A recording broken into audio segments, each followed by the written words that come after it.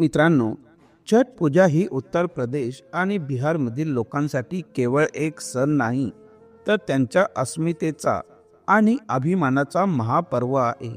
या महापर्वाला साजरा करण्यासाठी उत्तर प्रदेश आणि बिहारचे लोक देशात किंवा जगाच्या कुठल्याही कोपऱ्यात असले तरी ते आपल्या गावाकडे, आपल्या घरी, आपल्या कुटुंबासोबत पोहोचतात. आपल्या पारंपरिक छठ घाटावर जाऊन हा सण अत्यंत श्रद्धेने साजरा करतात. अशाच एका जिल्हाधिकाऱ्यांचा हा प्रसंग आहे. त्या उत्तर प्रदेशच्या नपूर जिल्ह्यात डीएम होत्या, पण त्यांचे मूळ गाव बिहारमधील बक्सर जिल्ह्यात होते. छठ पूजा साजरी करण्यासाठी त्या आपल्या गावाला येत होत्या. बक्सर रेल्वे स्टेशनवर उतरल्यावर बाहेर आल्यावर त्यांनी पाहिलं की तिथे अनेक दुकानं लावली होती. काही गरीब महिला मातीची भांडी आणि दिवे विकत होत्या, जे छठ पूजेसाठी वापरले जातात. काही जण फळे विकत होते, काही ऊस विकत होते. तिथेच काही पोलीस कर्मचारी देखील उभे होते, जे दुकानांजवळ जाऊन त्या विक्रेत्यांकडून पैसे उकळत होते.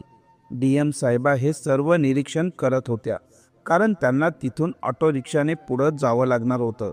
मात्र ऑटो मिळत नसल्याने त्या वाट पाहत होत्या.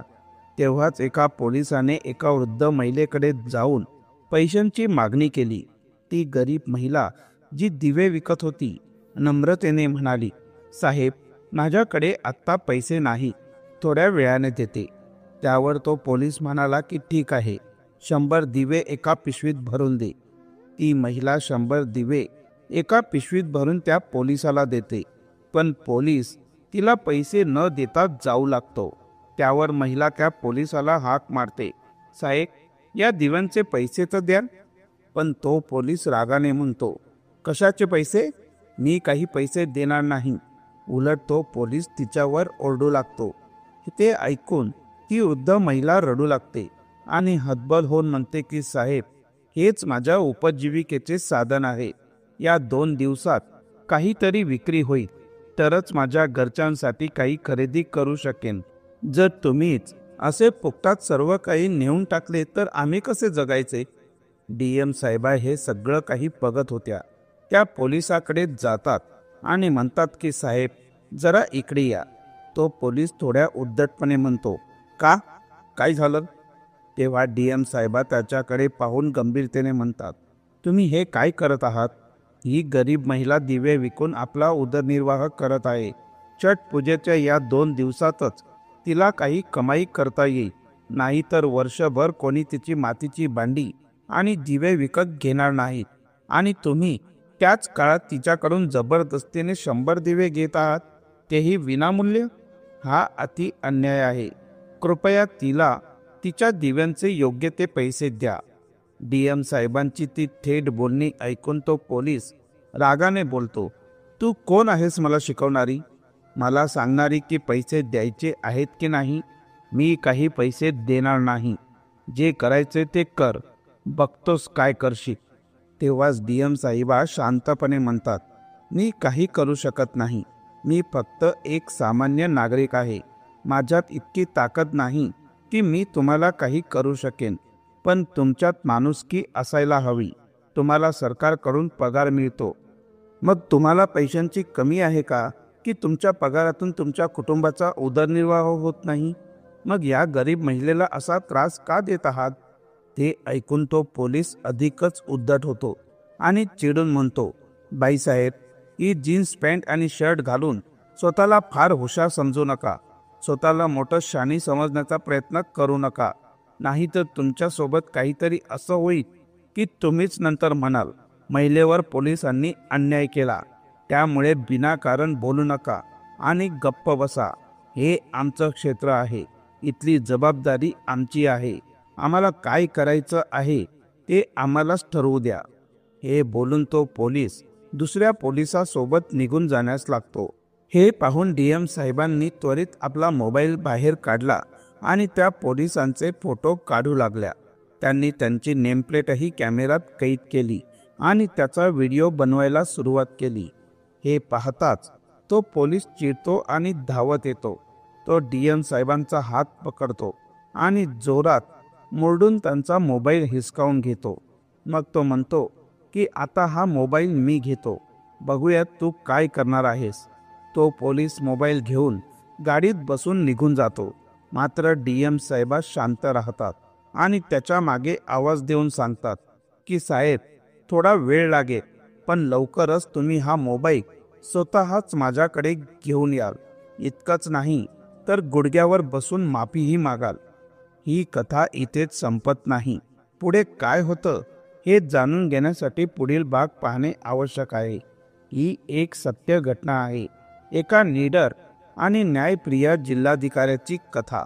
जर तुम्हाला ही कथा आवडली असेल तर चॅनलला सबस्क्राईब करा, व्हिडिओला लाईक करा आणि मित्रांना शेअर करा. चला तर मग कथेला सुरू करूया. मित्रांनो, बिहारच्या बक्सर जिल्ह्यातील सारीपूर नावाच्या गावात राहणारे विवेकानंद राय हे भारतीय सैन्यातून निवृत्त झालेले होते. त्यांच्या कुटुंबात त्यांची पत्नी आणि 2 मुली होत्या. त्यांची मोठी मुलगी अंजली राय होती. अंजली राय ही एक हुशार आणि मेहनती मुलगी होती. ती 12वीत शिकत होती आणि अभ्यासात खूप तेजस्वी होती. तिच्या बुद्धिमत्तेमुळे तिचे आई वडील खूप आनंदी होते. UPSC परीक्षा उत्तीर्ण होऊन IAS अधिकारी बनण्याचे अंजलीचे स्वप्न होते. ती नेहमी आपल्या वडिलांना म्हणायची, बाबा, मला एका जिल्ह्याचं कलेक्टर व्हायचं आहे. तिचे वडील विवेकानंद राय हे भारतीय सैन्यातून निवृत्त झाले होते. आपल्या मुलीची ही मोठी स्वप्न ऐकून खूप आनंदी व्हायचे. ते मनात म्हणायचे की मी तर फौजी म्हणून देशाची सेवा केली, पण माझी मुलगी तर एक मोठी अधिकारी होणार आहे. त्यामुळे त्यांनी तिच्या शिक्षणासाठी कोणतीही कसर ठेवली नाही. त्यांच्या पेन्शन आणि थोड्याफार शेतीच्या उत्पन्नावरून ते आपल्या दोन्ही मुलींच्या शिक्षणासाठी पूर्ण खर्च करीत होते. ते अंजलीच्या शिक्षणावर विशेष लक्ष देत होते.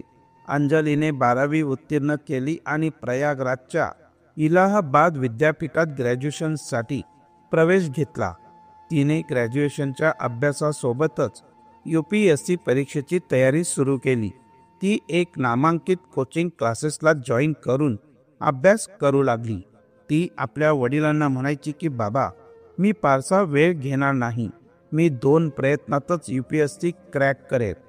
तिचे वडील तिला उत्तर द्यायचे की बेटा, पैसा आणि वेळ याची चिंता करू नकोस, तुला जे हवंय तेच कर. UPSC क्रॅक करून IAS किंवा IPS बन, तुला जे योग्य वाटेल ते कर. अंजलीने संपूर्ण मेहनत पणाला लावली. पहिल्या प्रयत्नात ती अपयशी झाली, पण तिने हार मानली नाही. ती आणखी जोमाने अभ्यास करू लागली आणि दुसऱ्या प्रयत्नात तिने UPSC परीक्षेत उत्तम गुणांसह यश मिळवले. UPSC उत्तीर्ण झाल्यानंतर तिला IAS अधिकारी पद मिळाले आणि तिने ट्रेनिंग सुरू केली. जेव्हा तिच्या आई वडिलांना समजले की आपली मुलगी आता IAS अधिकारी होणार आहे, तेव्हा त्यांना प्रचंड आनंद झाला. गावभर आनंदाचे वातावरण पसरले. लोक आनंदाने म्हणू लागले की एका फौजीची मुलगी आज एक मोठी जिल्हाधिकारी बनली. गावकरी, नातेवाईक आणि मित्रपरिवार आनंदाने तिचे अभिनंदन करू लागले. संपूर्ण गावाने तिचे जल्लोषात स्वागत केले. लोक तिला म्हणाले की बेटी, तू फक्त गावच नाही तर संपूर्ण बक्सर जिल्ह्याचं नाव उज्ज्वल केलं आहेस. सर्व गावकरी तिला भरभरून आशीर्वाद देऊ लागले. तिच्या वडिलांना सगळे कौतुकाने म्हणू लागले की तुमची मेहनत आणि तुमचा त्याग अखेर फळाला आला. आता अंजली एक IAS अधिकारी बनली होती आणि तिच्या न्यायप्रिय स्वभावामुळे तिने लोकांमध्ये आदर आणि विश्वास कमावला. पुढे जाऊन तिने अशा अनेक घटनांमध्ये लोकांसाठी न्याय मिळवून दिला. त्याच्यानंतर अंजली आपल्या वडिलांना म्हणाली की बाबा, आता मला प्रशिक्षणासाठी जायचं आहे. प्रशिक्षण पूर्ण केल्यानंतर मी कोणत्या ना कोणत्या जिल्ह्यात जिल्हाधिकारी म्हणून नियुक्त होईन.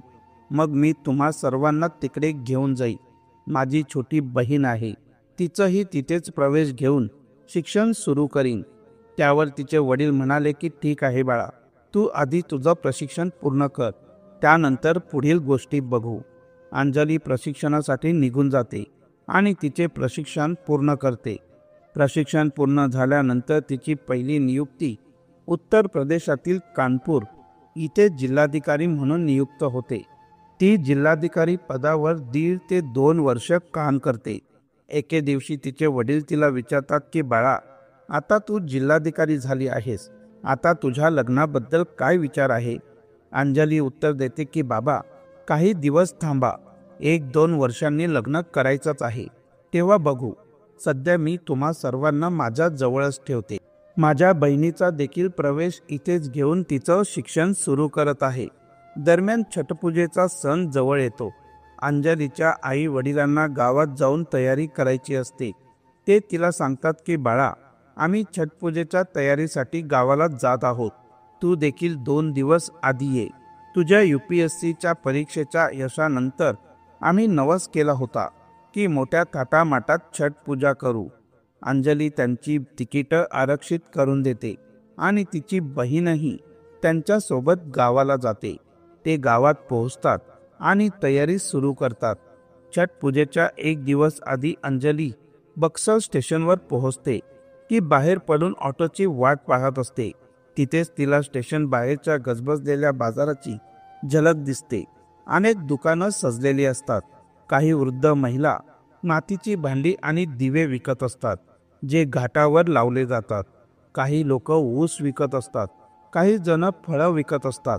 ती बघते की 2-3 पोलिस प्रत्येक दुकानाकडे जाऊन दुकानदारांकडून पैसे उकळत असतात. ती तिथे उभी राहून हे सर्व पाहत राहते आणि विचार करते की बिहार कधीच सुधारणार नाही. इतर राज्यांमध्ये सुधारणा होत असतील, पण इथले पोलीस मात्र बदलणार नाहीत. तेवढ्यात 2 पोलीस एका वृद्ध महिलेच्या दुकानाजवळ जातात. ती महिला दिवे विकत असते. पोलीस तिच्याकडे पैशांची मागणी करतात.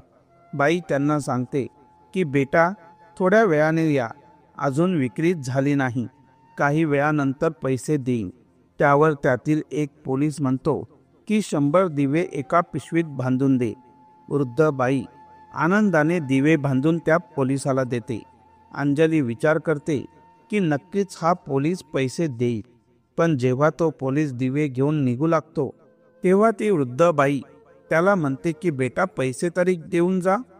त्यावर तो पोलीस रागाने उत्तर देतो, कशाचे पैसे? तुम्ही इथे बेकायदेशीरपणे दुकान लावलं आहे आणि वर पैसेही मागता.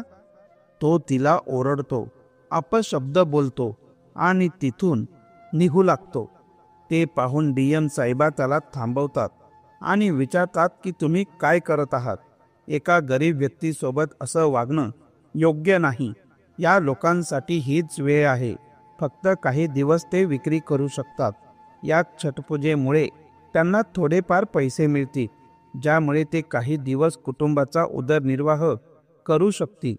पुढे यांचे दिवे कोण विकत घेणार? अशा वेळी तुम्ही त्यांच्याकडून पैसे उकळणार तर ते कसे जगतील? हे ऐकून तो पोलीस तिच्या जवळ जातो आणि उद्धटपणे म्हणतो, तू जीन्स शर्ट घालून स्वतःला खूप शहाणी समजू नकोस. जास्त शिकल्याचा आव आणू नकोस. मला माझं काम कसं करायचं आहे हे चांगलंच माहीत आहे. तुझ्या फालतू गोष्टी ऐकण्याची मला गरज नाही. जर सरकारी कामात तू अडथळा आणलास तर तुझ्यासोबत काय करायचं ते मला चांगलंच ठाऊक आहे. नंतर म्हणशील की महिलेसोबत पोलिसांनी वाईट वागणूक दिली, म्हणून गप्प बस आणि जिथे चालली आहेस तिथे निघून जा.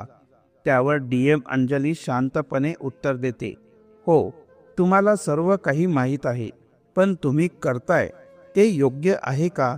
एका गरीब स्त्रीचे 100 दिवे फुकट घेऊन जाणे तुम्हाला योग्य वाटतं का? सरकार तुम्हाला पगार देते, वर्दी देते, ते गरिबांचं संरक्षण करण्यासाठी, आणि तुम्हीच त्यांना लुटत आहात. हा कुठला न्याय आहे? तुम्ही शिपाई आणि अधिकारी आहात की गुंड? हे ऐकून तो पोलीस अजूनच उद्धट भाषा वापरू लागतो. काही अश्लील आणि निंदनीय शब्द बोलतो.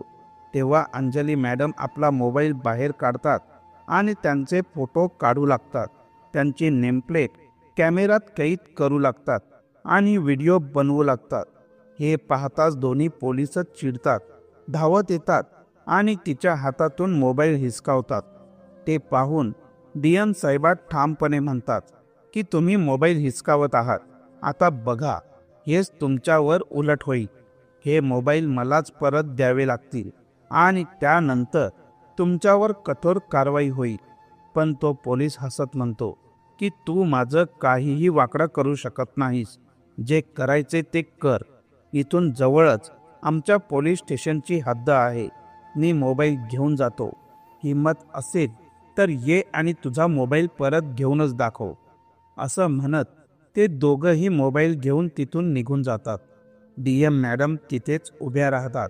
काही वेळातच त्यांचा भाचा त्यांना गाडी घेऊन न्यायला पोहोचतो. अंजली मॅडम त्याला संपूर्ण घटनेची माहिती देते आणि त्यांचा मोबाईल घेऊन तात्काळ बक्सरच्या तत्कालीन DM साहेबांना फोन लावते. त्या फोनवर म्हणतात की मी कानपूरच्या जिल्हाधिकारी अंजली बोलते. इथे स्टेशनवर माझ्याबरोबर एक गंभीर घटना घडली आहे. तुमच्या पोलिसांनी माझा मोबाईल हिसकावला आहे.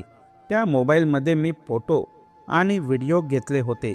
कृपया त्वरित या आणि हा सर्व प्रकार बघा. बक्सरचे DM साहेब अंजली मॅडमचे बॅचमेट असतात. दोघांनी एकत्र ट्रेनिंग घेतलेलं असतं. ते नाव ऐकताच ओळखतात आणि म्हणतात, ओ अंजली, तूच आहेस का? थांब, मी 5 मिनिटात तिथे पोहोचतो. DM साहेब आपल्या सुरक्षा रक्षकांसह बक्सर स्टेशनवर पोहोचतात. त्यांना पाहतात संपूर्ण स्टेशनवर खळबळ माजते. पोलीस अधिकारी आणि कर्मचारी इकडे तिकडे पळू लागतात. स्टेशनवर उपस्थित असलेले पोलीस धावतच DM साहेबांकडे जातात. DM साहेब आदेश देतात, सर्वजण थेट पोलीस ठाण्यात चला. ते अंजली मॅडमना त्यांच्या गाडीत बसवतात आणि सर्व पोलिसांसह पोलीस ठाण्यात जातात. जेव्हा DM साहेब ठाण्यात पोहोचतात तेव्हा ठाण्याचा इन्चार्ज दरोगा ताबडतोब खुर्चीवरून उठतो आणि त्यांना जोरदार सॅल्यूट करतो आणि म्हणतो की साहेब या, कृपया बसा. तो बक्सरच्या DM साहेबांना ओळखत असतो. लगेच आपल्या शिपायांना आदेश देतो की साहेबांसाठी पटकन चहा पाणी आणा. चहा आणण्यासाठी शिपाई निघतात. तेव्हाच बक्सरचे DM कठोर आवाजात विचारतात, तुमच्या 2 शिपायांना बोलवा, जे काही वेळापूर्वी स्टेशनवर ड्युटीवर होते. त्यांच्याशी मला काही बोलायचं आहे. पोलीस अधिकारी त्वरित त्यांना कॉल करून बोलवतो. काही वेळातच दोन्ही पोलीस तिथे पोहोचतात. ते महिला DM साहेबांना पाहतात आणि त्यांचे चेहरे फिके पडतात. त्यांच्या पायाखालची जमीनच सरकते. बक्सरचे DM साहेब त्यांना सुनावतात, हे बघा, तुमच्या समोर बसलेल्या या मॅडम कोणी साध्या महिला नाहीत. या कानपूरच्या जिल्हाधिकारी आहेत आणि तुम्ही यांच्याशी अत्यंत वाईट वर्तन केलं आहे. यांची माफी मिळणे कठीण आहे. हे ऐकून दोन्ही पोलीस धावत येऊन अंजली मॅडमच्या पायांवर कोसळतात. ते विनवणी करतात की मॅडम, आम्हाला माफ करा. आम्हाला माहीत नव्हतं की तुम्ही DM आहात. आमच्याकडून खूप मोठी चूक झाली. अंजली मॅडम संतापून म्हणाल्या, तुम्ही माफी मिळवण्यास पात्रच नाहीत. मी माफ करू शकते कारण तुम्ही माझा मोबाईल हिसकावला, माझ्याशी गैरवर्तन केलं. पण त्या गरीब वृद्ध स्त्रीबरोबर तुम्ही केलेलं वागणं कोण माफ करणार? तिच्या हातात फक्त 2 दिवसांचा रोजगार असतो. छठ पूजेच्या काळातच तिची विक्री होते. त्याच दिवसात तिला थोडेफार पैसे मिळतात. पण त्या काळात सुद्धा तुम्ही तिला लुटता. तुम्ही वर्दीतील गुंड आहात. गरीब माणसांना ओरडून धमकावता, त्यांचं सामान हिसकावता, त्यांच्यावर अन्याय करता. यासाठी तुम्हाला शिक्षा मिळायलाच पाहिजे. अंजली मॅडम त्यांच्या म्हणण्यावर ठाम असतात. त्या पोलिसांची माफी स्वीकारत नाहीत आणि कठोर कारवाईची मागणी करतात. अंजली मॅडम DM साहेबांना ठामपणे सांगतात की साहेब, या संपूर्ण पोलीस ठाण्यातील सर्व कर्मचाऱ्यांना सस्पेंड करा आणि इथे नव्या स्टाफची नेमणूक करा. कारण इथले प्रत्येक अधिकारी आणि कर्मचारी भ्रष्टाचारात लिप्त आहेत. मी पूर्ण चौकशी केली आहे. हा दरोगाही या भ्रष्ट कर्मचाऱ्यांसाठी काम करतो. तोच यांचा मुख्य सूत्रधार आहे. संपूर्ण ठाण्यात लाचखोरीचा बाजार मांडला आहे. हे सगळे लोक मिळून गरीब लोकांना लुटतात आणि पैसे आपापसात वाटून घेतात. हे ऐकताच DM साहेब तात्काळ SP ना फोन करतात आणि आदेश देतात, या संपूर्ण पोलीस ठाण्यातील सर्व स्टाफला निलंबित करा. आणि इथे नवीन स्टाफ पाठवा. दरम्यान ते दोघं पोलीस जे अंजली मॅडमशी गैरवर्तन करतात ते DM साहेबांच्या पायांवर पडून विनवणी करू लागतात. मॅडम, आम्हाला क्षमा करा, आम्ही चुकीचं वागलो. अंजली मॅडम ठाम शब्दात उत्तर देतात, मी तुमच्या पोटावर लाथ मारणार नाही, कारण तुमच्याही कुटुंबाची जबाबदारी असेल. मी तुम्हाला नोकरीतून काढणार नाही, पण तुम्हाला अशा ठिकाणी पाठवेन जिथे लाच घेण्याची कोणतीही संधी तुम्हाला मिळणार नाही. तुम्हाला अशा आदिवासी भागात बदली करण्यात येईल जिथे तुम्हाला फक्त इमानदारीनेच काम करावं लागेल. दुसऱ्याच दिवशी त्या दोन्ही पोलिसांची अतिशय दुर्गम आणि मागासलेल्या भागात बदली होते. तिथे त्यांना त्यांच्या चुकीची जाणीव होते आणि त्यांच्या वागण्याची शिक्षा भोगावी लागते. तेवढ्यात अंजली मॅडमचा भाऊ गाडी घेऊन ठाण्यात येतो. अंजली मॅडम बक्सरच्या DM साहेबांना धन्यवाद देतात, त्यांच्याशी हस्तांदोलन करतात आणि तिथून निघून जातात. गावात पोहोचल्यावर त्या आपल्या आई वडिलांना भेटतात आणि संपूर्ण घटना सांगतात. ते ऐकून त्यांचे वडील म्हणतात की बेटा, हे ठाणे किती भ्रष्ट आहे हे आम्हाला आधीपासूनच माहीत होतं. तू खूप मोठं काम केलंस. आज मला तुझा खूप अभिमान वाटतो की तू माझी मुलगी आहेस. एका सैनिकाच्या मुलीने न्यायासाठी लढा दिला याचा मला विशेष आनंद आहे. ते आपल्या मुलीच्या डोक्यावर हात ठेवून आशीर्वाद देतात. अंजली मॅडमने संपूर्ण पोलीस ठाण्याचा भ्रष्टाचार संपवला. सर्व भ्रष्ट पोलीस निलंबित केले आणि तिथे नवीन कर्मचाऱ्यांची नेमणूक केली. गरीब लोकांना लुटण्याचा त्यांचा सारा जाळ नष्ट केला आणि न्याय प्रस्थापित केला. तर मित्रांनो, ही कथा तुम्हाला कशी वाटली? जर आवडली असेल तर कृपया लाईक करा, कमेंट करा आणि चॅनलला सबस्क्राईब करा. लवकरच भेटू एका नवीन कथेसह. तोपर्यंत जय हिंद, जय भारत. धन्यवाद.